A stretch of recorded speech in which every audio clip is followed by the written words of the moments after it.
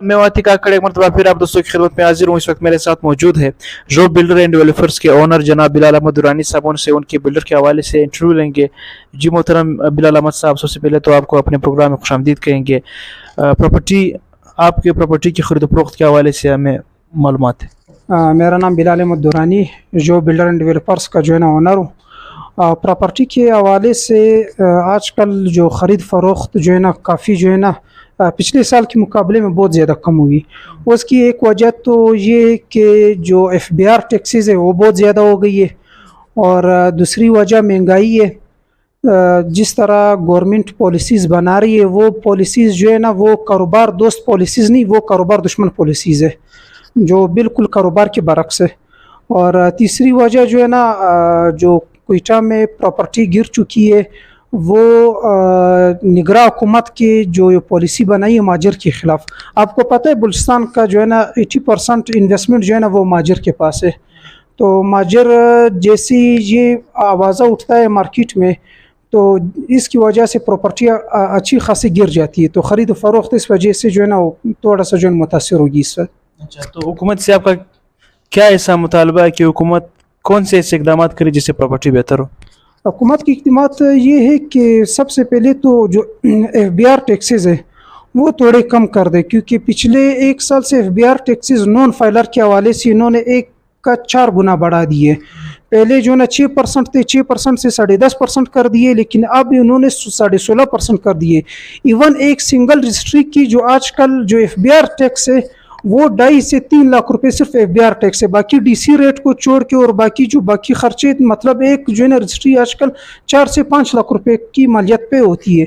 तो इन्वेस्टर का प्रॉफिट इतनी होता है, मतलब अगर फ्लैट हो या कोई प्लॉट हो तो उसमें से 8 लाख 10 लाख रुपए प्रॉफिट मिलते हैं। तो 8-10 लाख में से वो वापस 6-7 लाख या 5 लाख वो जो है ना FBR टैक्सेस पे करे और या बाकी टैक्सेस पे करे या तो प्रॉपर्टी का कमीशन अदा करे, तो उसके बाद उसके पास बचता ही कुछ नहीं है। फिर दूसरी बात ये है कि माजर का जो आवाज़ा उठता है या माजर की जो है ना जो मसाइल है, तो उससे भी जो है ना प्रॉपर्टी अच्छी खासी गिर जाती है।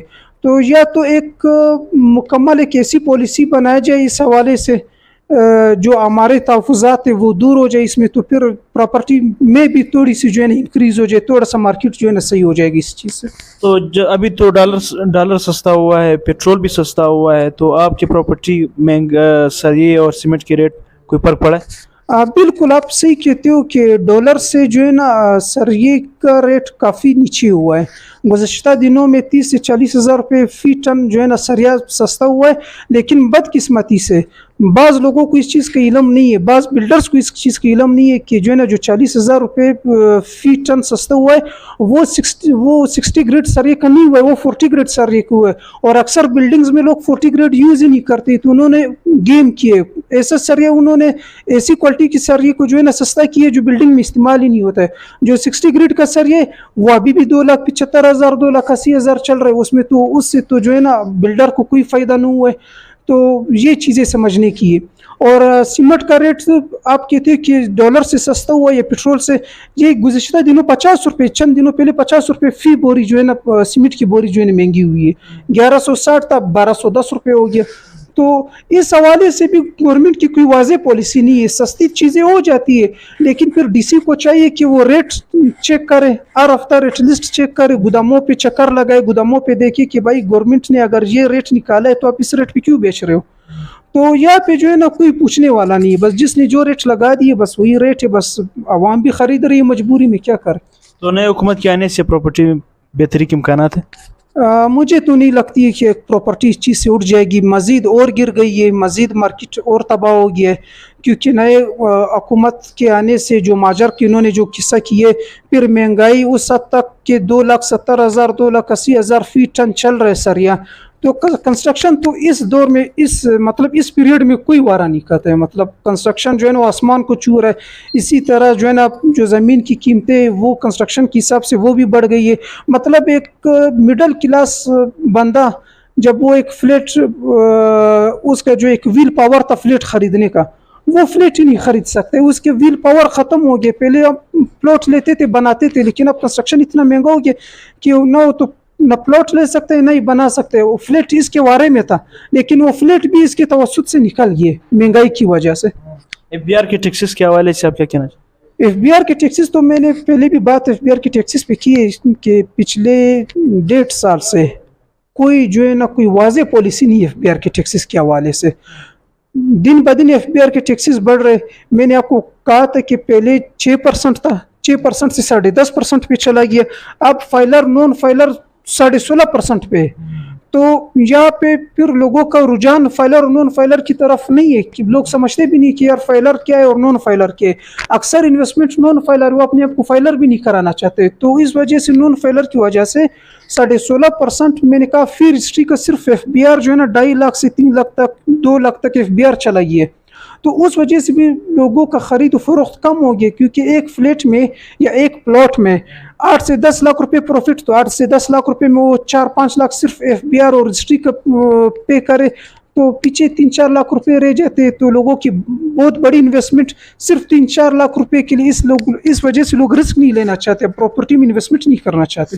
दीगर बिल्डर्स के मुकाबले में जॉब बिल्डर में ऐसा क्या खास है? दीगर बाकी बिल्डर्स, हर बिल्डर्स का अपना एक स्टैंडर्ड होता है, अपना एक मायार होता है।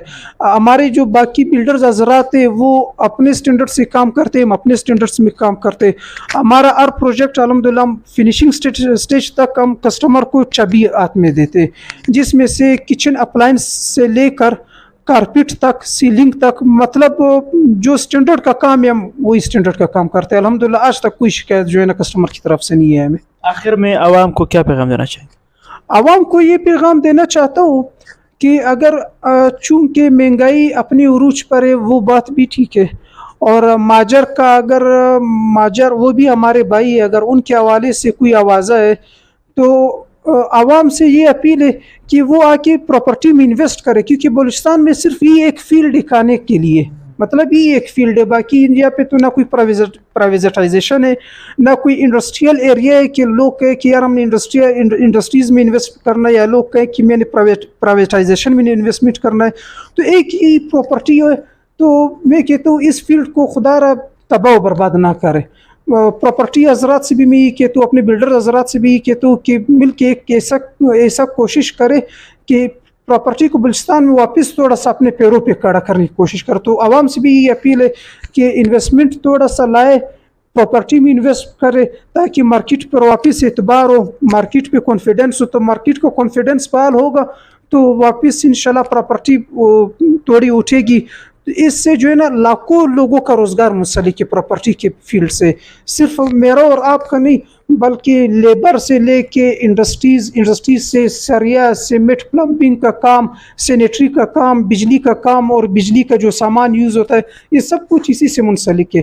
तो मैं कहता हूँ कि इसमें अगर थोड़ा सा कॉन्फिडेंस गवर्नमेंट की तरफ से मिल जाए, थोड़ा सा मतलब फैसिलिटी गवर्नमेंट दे, थोड़ा सा गवर्नमेंट जो है ना नरम हो, और थोड़ा सा जो है ना आवाम में कॉन्फिडेंस लाए, तो इंशाल्लाह ये फील्ड आगे जाएगा और थोड़ा सा अपने कदमों पे खड़ा होगा इंशाल्लाह। बड़ी मेहरबानी। ये थे जॉब बिल्डर एंड डेवलपर्स के ओनर जनाब बिलाल अहमद दुरानी साहब, जिन्होंने अपने बिल्डर के हवाले से काफ़ी तफसीलन अपने ख्यालात का इज़हार किया। अगले प्रोग्राम के लिए मुझे और मेरी टीम को इजाज़त दीजिएगा। बहुत शुक्रिया।